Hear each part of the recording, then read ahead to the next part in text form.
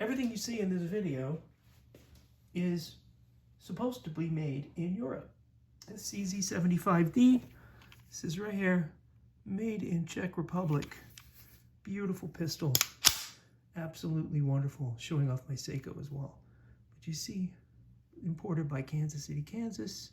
So we get both European made and Midwest connected, all in the same felt swoop. This is a Falco custom holster made in the Czech Republic of Italian leather, 100% made first world. Made first world. Then we get to the Tissot. Flip it over. Tissot Powermatic 80 Silicium. You almost have to have a British accent when you talk about the watches. And to the Powermatic 80 here, Swiss watch, which I recently panic bought. Was going to buy one sooner or later, but because of President Trump's volatility and tariffs, I wanted to get one purchased before it became impossible. And so I have myself a Swiss watch, and I bought it on the bracelet. Came beautiful bracelet, awful, couldn't wear it, had to get it off of me. Going to give you guys a review of that bracelet and the watch specifically. In fact, I'm going to talk about every single one of these. This is my third Falco holster right here. That is just the best. I say the best. There comes a point, a saturation point in firearms, in watches, definitely in leather, where you just can't get any better. And so there are plenty of places to buy top shelf leather holsters. I just happened to find Falco, and they custom make the holsters, every one of them, custom made for 109 bucks. I think this is my least expensive one because I kind of dialed it down on this one. $109 for a holster that's made in Europe, but with Italian leather. Great. Then we have this aluminum frame CZ75D, made in Europe, imported to the United States, roughly $600-700, which this weapon is so good, comes with proof of accuracy from Czech Republic. This weapon is so good that it could fetch $1,000. It's a very good weapon. And then you have the Powermatic 80, which is retailing for $825 right now. And mine came on the bracelet. Very nice, very beautiful.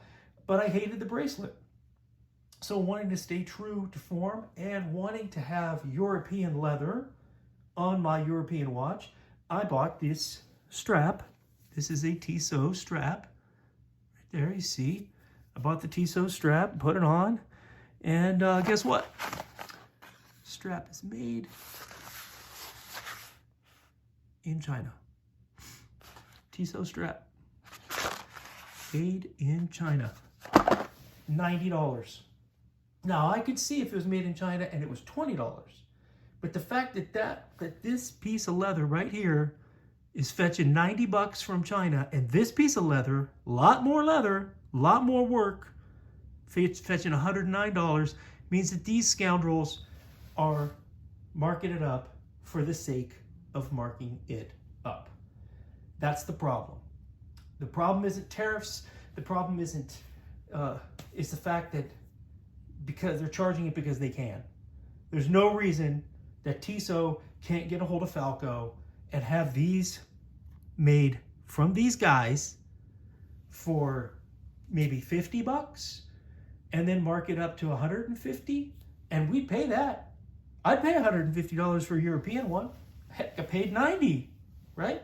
If it said guaranteed made in Europe or guaranteed not made by slaves somewhere on earth, I'd be all over that. And oh yeah, check out my Seiko. So it's not like I'm just some European goods guy. I just don't like having stuff that's made by slaves. I want to have stuff that's made by people who actually are getting paid real wages, have a reasonable quality of life, and have some level of human rights. And I think if we could all get into that mode, or at least those of us who can afford to get into that mode, could get into that mode, maybe we wouldn't need all this volatility in the markets. But I am really upset with that right there. And I've already got an American-made watch band already queued up, and it is, I think it's 138 bucks. Tell you guys about it when I get it.